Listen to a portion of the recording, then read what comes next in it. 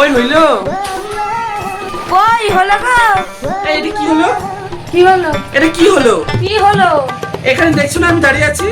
হ্যাঁ দেখেন আমি ভোরবেলা ইট মেতে গেছি।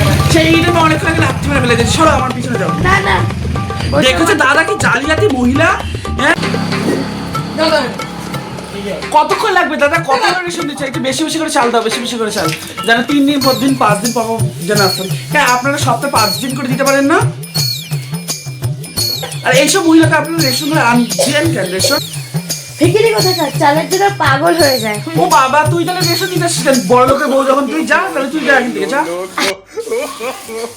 এই তুই গায়ে পরে ঝগড়া করিস কেন? তুই গায়ে পরে ধাক্কা দিস কেন? তুই আবার কোন শেষে ভিখারি বউ করছিস? তুই মানে কত বড় লোকের বউ, নিজের বছর সারাদিন ভিক্ষা মাঙ্গি করে খায়, আবার বড় বড় আমার মা ভিক্ষা মেরে খায় না, তোর বর মনে হয় খায়। হ্যাঁ জানা আছে, ওই জন্য সেদিনকে আমার কাছে আসছিল, 2 টাকা দাও তো দিদি।